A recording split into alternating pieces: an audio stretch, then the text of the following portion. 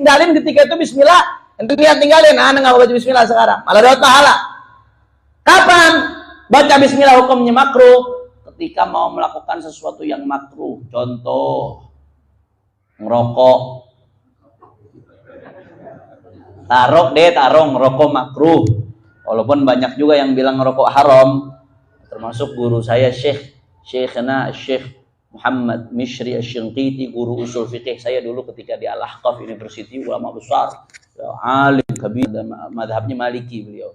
Begitu juga Syekhna Syekh Muhammad Sa'id Asy-Shinqiti, dulu guru saya ngajar Alfiyah bin Malik ketika saya di Al-Ahqaf. Beliau berpendapat, kata beliau, kalau ngelihat sekarang bagaimana kedokteran sudah menyingkap bahayanya rokok, betapa besarnya daya rusak rokok, sampai di tukang rokok yang dagang rokok pun diwajibin buat majang bahayanya rokok, ya kan? Satu-satunya barang dagangan yang dipromosiinnya ditampilin bahayanya, tapi tetap laku. Betul apa kagak? Betul apa kagak? Coba ente ada dagangan lain, ente dagang makanan misalkan, ente buka restoran, ya. Di kan restoran ente pajang segede-gedenya gambar paru-paru udah hitam. Kira-kira orang mau makan maka gak di situ? Agak mau. Gambar gigi udah jebol, tenggorokan bolong. Rokok udah dipajang terang-terangan tuh dipajang. Tetep aja kagak ngaruh, makin nikmat malah saudara.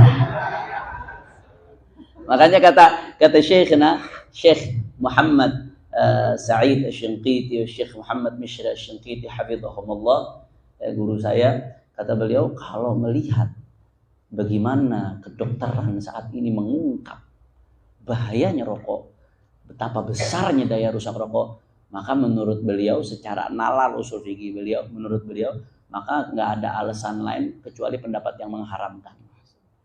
Itu pendapat beliau. Tapi tetap pada akhirnya ya memang ulama ada khilaf, ada perbedaan pendapat. Taruhlah sunnah, kalau saya bilang rokok haram, akhirnya Darul Mustafa bubar, besok nggak mau ngaji lagi. Ala kulli hal, lebih baik ditinggalkan. Tapi kadang-kadang orang kalau ngerokok ada aja jawabannya. Ada yang nanya ketemu di bis, ada orang di bis, ya, Bapak ngerokok Pak? Iya ngerokok. Ya, apa namanya?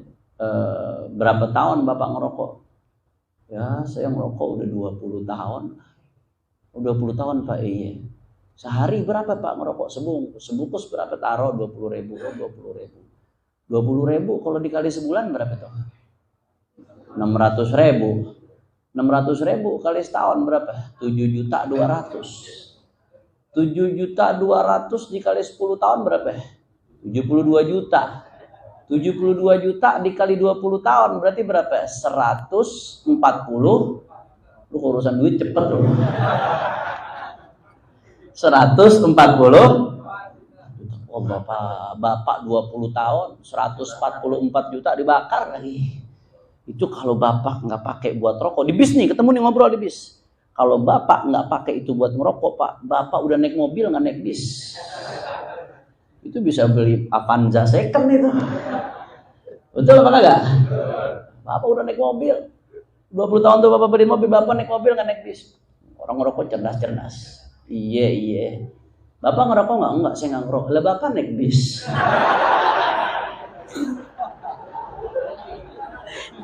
Emang orang kok ngerokok ada aja jawabannya. Masya Allah. Ada dari keluarga Syekh Abu Bakar bin Salim, Sayyidina Husain bin Syekh Abu Bakar bin Salim, anaknya Syekh Abu Bakar bin Salim.